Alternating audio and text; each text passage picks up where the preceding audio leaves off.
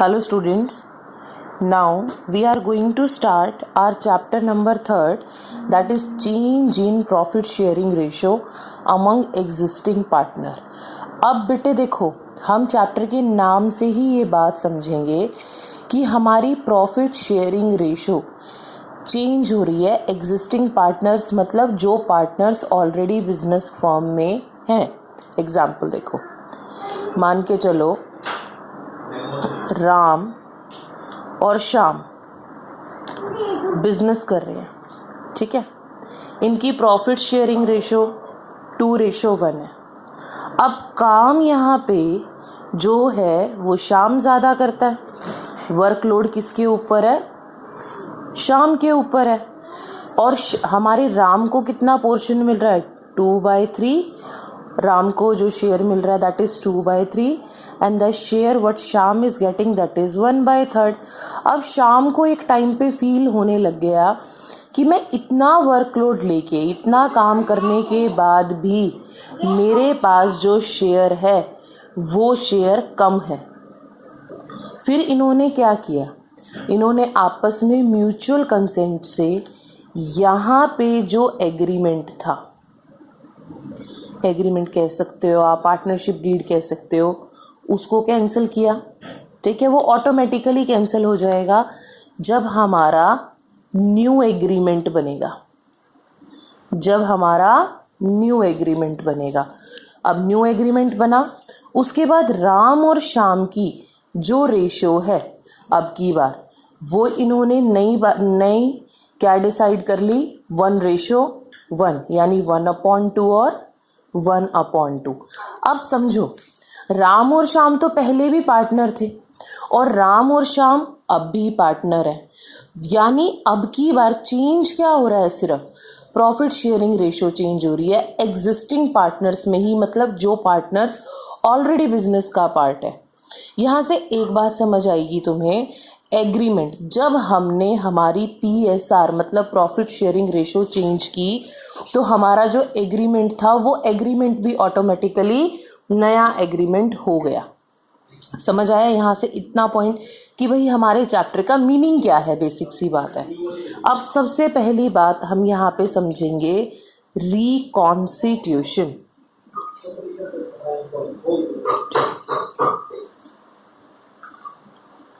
Reconstitution खुद में ही 2 word से बना है. दोबारा, कॉन्स्टिट्यूट, बनना. यानी हमारी जो फॉर्म की जो पार्टनरशिप डीड है, यानी जो एग्रीमेंट है, वो अगेन दोबारा बनेगा. सबसे पहली बात ये समझ जाओ, ठीक है. रिकॉन्स्टिट्यूशन का मतलब ये निकलता है कि हमारी जो पार्टनरशिप डीड है वो by any how PSR change होने की वजह से दोबारा बनने वाली है. अब हम यहाँ पे ये समझेंगे, अब जब भी मैं चेंज की बात करूँगी ना तो मैं रिकॉन्स्टिट्यूशन वर्ड यूज़ करूँगी. आप लोगों को रिकॉन्स्टिट्यूशन से बात समझनी पड़ेगी कि now we are going to change our partnership deed. अब बेटे सबसे पहला रिकॉन्स्टिट्यूशन हम कब कर सकते हैं, हम ये डिस्कस करेंगे अब थोड़ा सा थ्योरी कि किस किस केस में हमारे पास रिकॉन्स्टिट्यूशन की पॉसिबिलिटीज़ हैं. पहला देखो, अब हमारी सबसे पहले रिकॉन्स्टिट्यूशन की पॉसिबिलिटी है अगर हमारी PSR चेंज हो रही है. PSR change among existing partner. अभी हमने इस पॉइंट को ऊपर डिस्कस भी किया है. हमने इस पॉइंट को ऊपर डिस्कस भी किया है कि हमारी profit sharing ratio existing partners में चेंज हो रही है. समझ आए? ये पॉइंट अभी डिस्कस कर चुकी हूँ मैं. सेकंड पॉइंट इसका है admission of a partner. Generally ना इसके ऊपर हमारा बेटे इससे नेक्स्ट चैप्टर भी है, बट थ्योरी के पॉइंट से अभी तुम्हें मैं समझा देती हूँ.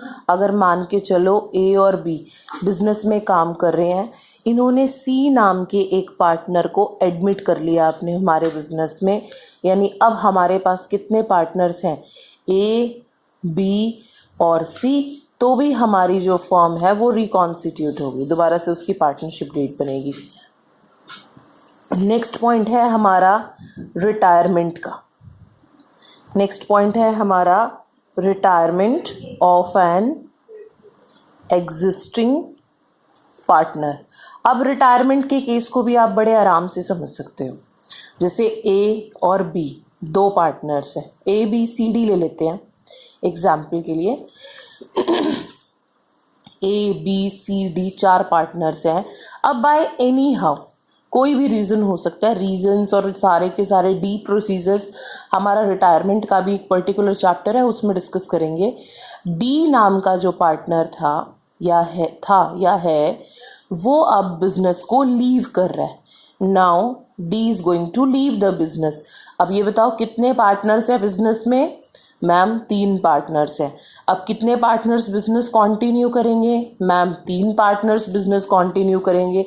तो बेटे देखो पार्टनर्स में तो चेंज हो गया ना, तो यहाँ पे भी मेरी PSR यानी पार्टनरशिप डीड जो है वो चेंज होगी।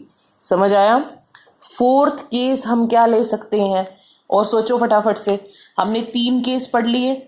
सबसे पहला हमारी PSR चेंज हो रही है एग्जिस्टिंग पार्टनर में।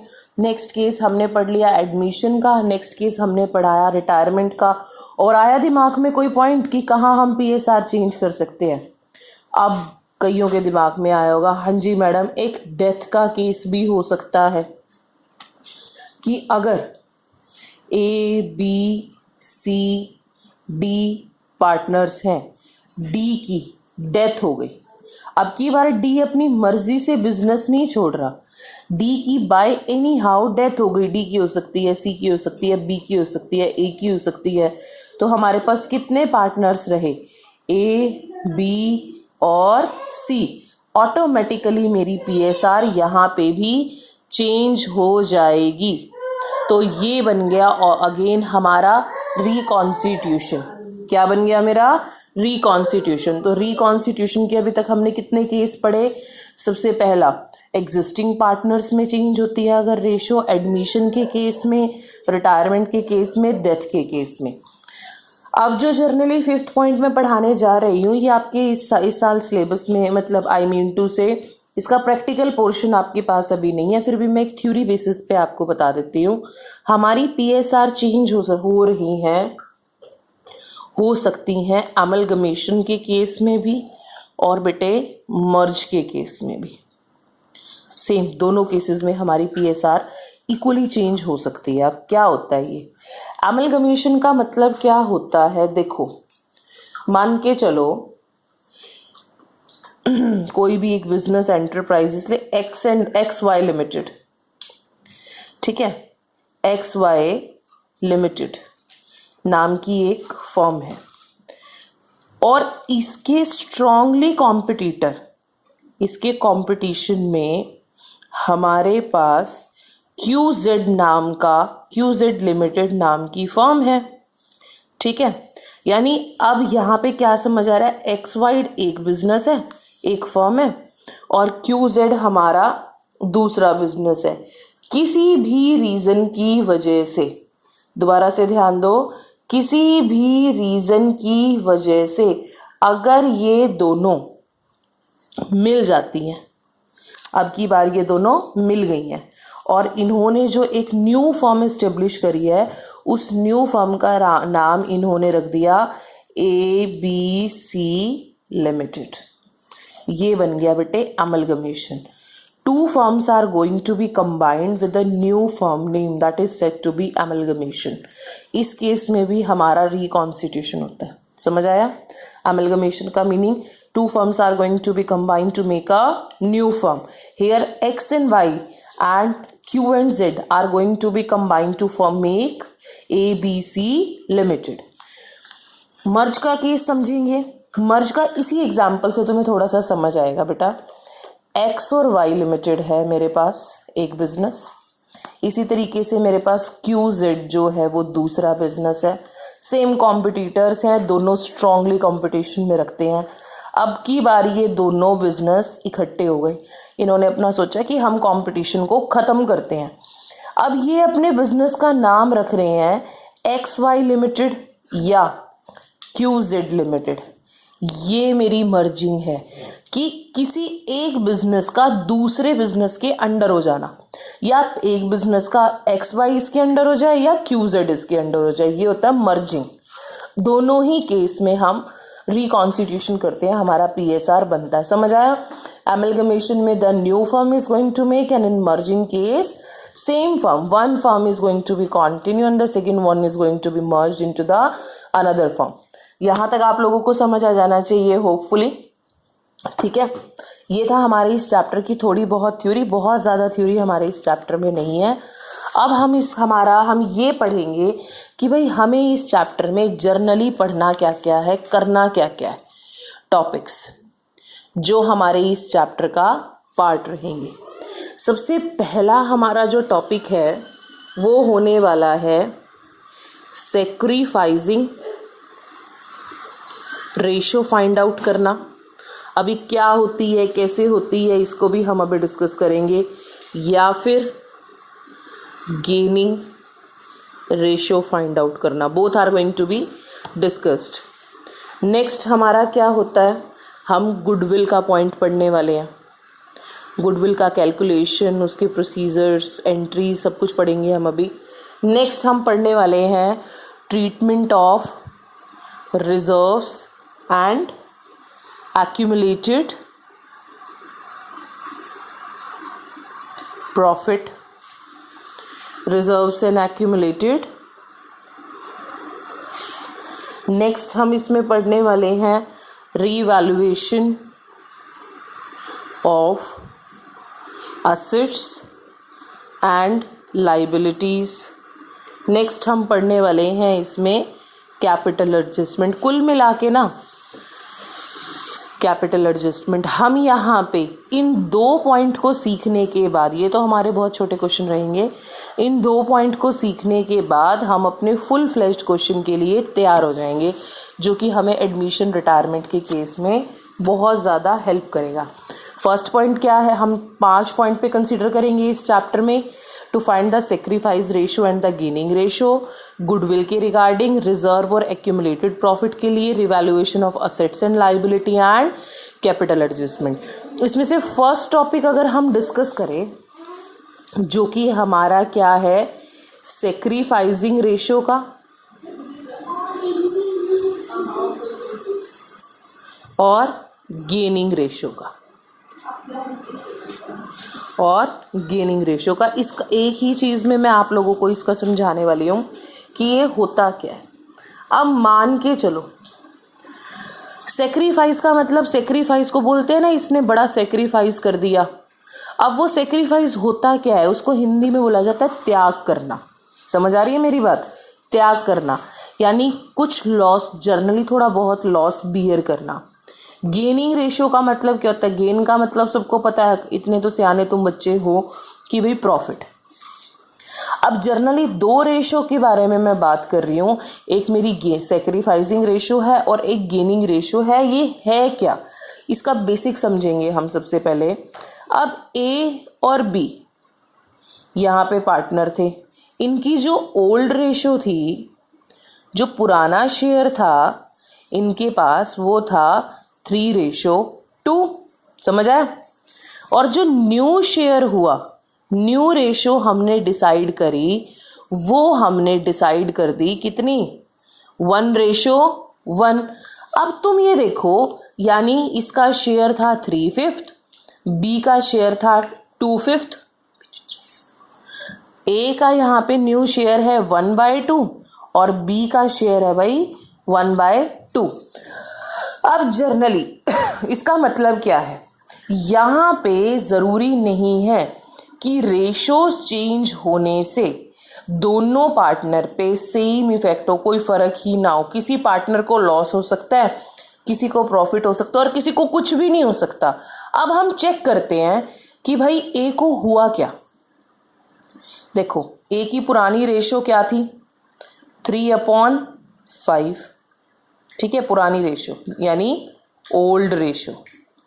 अब मैं देखूं इसमें से न्यू रेशो को माइनस करके, न्यू रेशो है मेरी 1/2। हम ये निकाल रहे हैं कि इसे एक्चुअली में हुआ क्या है। देखो,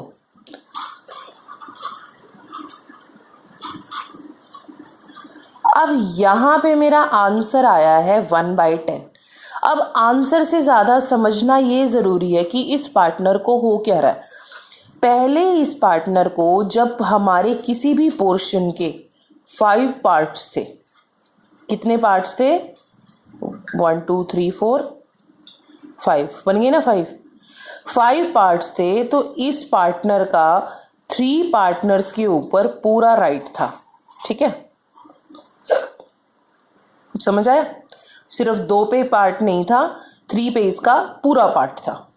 अब जब मेरा हिस्सा सिर्फ 2 पार्ट्स में डिवाइडेड है तो देखो इसका सिर्फ 1 पार्ट पे राइट है, तो इसको चेंज होने से ऑटोमेटिकली तुम देख सकते हो कि देखो दूसरे वाले पार्टनर को कितना ज़्यादा हिस्सा मिल रहा है ना। यहाँ पे उस दूसरे वाले को कम मिल रहा था, यानी इसको तो लॉस हो गया ना। ये लॉस है कि जब मेरी ओल्ड रेशो ज़्यादा हो और न्यू रेशो कम हो तो मेरे पार्टनर को क्या होता है, सेक्रीफाइस होता है, और यही हमारी सेक्रीफाइसिंग रेशो बन जाती है। तो सेक्रीफाइसिंग रेशो का फॉर्मूला क्या बना, old ratio minus new ratio. क्या बना, old ratio minus new ratio. इसी तरीके से गेनिंग रेशो समझो। गेनिंग रेशो क्या होती है, गेनिंग, अब देखो तुम इसी एग्जाम्पल में समझ सकते हो। पहले इस पार्टनर को सिर्फ इतना सा हिस्सा मिल रहा था, इतना सा, यहां से इतना, ठीक है ना, बहुत कम था ना, और अब इसको कंपैरेटिवली ज्यादा मिल रहा है, यानी अब जो प्रॉफिट उसे हो रहा है, यानी अब वाला उसके लिए फायदे की रही ना रेशो, तो बेटे ये बन गई उसकी गेनिंग रेशो। ये क्या बन गई उसकी, गेनिंग रेशो। गेनिंग रेशो का मतलब क्या हुआ कि अब यानी उसकी न्यू रेशो ज्यादा है ओल्ड रेशो से, उसकी न्यू रेशो ज्यादा है ओल्ड रेशो से। तो इसका फॉर्मूला मेरा ऑटोमेटिकली क्या बन गया, new ratio minus old ratio. अब जैसे कि हम बी का निकालते हैं, है ना, ये वहां से बी की न्यू रेशो क्या है 1/2 और ओल्ड रेशो क्या है इसकी 2/5, निकालें। पॉजिटिव आंसर आ गया ना, दोनों ही केसेस में मेरा पॉजिटिव आंसर है, तो मतलब मेरे बी को गेन हो रहा है और ए को मेरे को सेक्रीफाइस हो रहा है। अब जब तुम क्वेश्चन करोगे ना, यहाँ पे हम डी के गोयल डिस्कस कर रहे हैं, ठीक है। डी के गोयल में चैप्टर 3 में न्यू बुक के हिसाब से आपका इन 2 बेसिस पे इलस्ट्रेशन फर्स्ट और सेकंड और प्रैक्टिकल फर्स्ट और सेकंड डिपेंडेंट है, ठीक है। अब जो चीज एक आप फेस कर सकते हो मैं वो और बता देती हूँ आपको, वो है हमारे पास हमारे आंसर का नेगेटिव में आ जाना। इसी चीज को समझाऊं, देखो ध्यान से, मान के चलो मैं सेक्रीफाइसिंग रेशो समझा रही हूँ तुम्हें, दोनों पे मतलब सेम ही रहेगा, तुम्हें समझ इजीली आ जाएगा। ए और बी की ओल्ड रेशो, सेम वही एग्जांपल कंटिन्यू कर रही हूँ जो मैंने यहाँ पे दिया था। ए और बी की ओल्ड रेशो हमारी 3:2 है और इसकी न्यू रेशो हमारी 1:1 है। अब मैंने क्या निकाला, सेक्रीफाइसिंग रेशो का फॉर्मूला। देखो ए का दोबारा सॉल्व नहीं कर रही हूँ मैं, ए का यहाँ से तुम्हें क्लियर हो रहा है कि बेटे इसको सेक्रीफाइस 1/10 हुआ है। अब बी के केस में भी सेक्रीफाइसिंग का ही फॉर्मूला लगाऊंगी और तुम्हें एक चीज समझाऊंगी यहीं से। देखो बी का हमारे इसका सेक्रीफाइस का फॉर्मूला क्या है, old ratio minus new ratio. हम काम भी सेक्रीफाइसिंग रेशो पे कर रहे हैं। बी की ओल्ड रेशो क्या है हमारे पास 2/5 और न्यू रेशो क्या है 1/2, 10, ठीक है। और हमारे पास क्या आया 4 - 5। अब तुम यहाँ पे देखो तुम्हारा जो ये आंसर है ना, ये माइनस यानी नेगेटिव में आ गया। अब भाई क्या करें मैडम, यहाँ पे तो हमारा पॉजिटिव में आया है, सेक्रीफाइस का पॉजिटिव में आया तो हमने सेक्रीफाइस मान लिया, गेन का पॉजिटिव आया तो हमने गेन मान लिया। अब सेक्रीफाइस का फॉर्मूला लगा के अगर मैडम हमारा आंसर नेगेटिव आ गया तो हम क्या करें, बिल्कुल नहीं डरना इस चीज में। इसका मतलब ये है कि अगर ये नेगेटिव में है तो ये सेक्रीफाइस इसे हो ही नहीं रहा, इसे क्या हो रहा है, इसे गेनिंग रेशो है, ये इसको गेन हो रहा है, ये इसको प्रॉफिट है, ये इसका गेन है। ये पार्टनर सेक्रीफाइस कर ही नहीं रहा, बी को गेन हो रहा है, ठीक है, अब देखो बी को हमने सेक्रीफाइस का फॉर्मूला लगाया तो भी 1/10 का गेन आया, गेन लगाया तो भी 1/10 गेन आया। अल्टीमेटली तुम फॉर्मूला जो भी लगा लो, जिस पर्सन को सेक्रीफाइस हो रहा है उसे सेक्रीफाइस ही होगा, जिस पर्सन को गेन हो रहा है उसे गेन ही होगा। ये हमारे आज के टॉपिक का फर्स्ट पॉइंट था, जिसको हमने बोल दिया सेक्रीफाइस और गेन, जिसमें हमारे डी के गोयल के फर्स्ट और सेकंड क्वेश्चन जो हैं वो क्लियर हो चुके हैं। ठीक है, आप इसे एक बार देखना, ट्राई करना, प्रॉब्लम आती है तो आप मुझसे डिस्कस करना।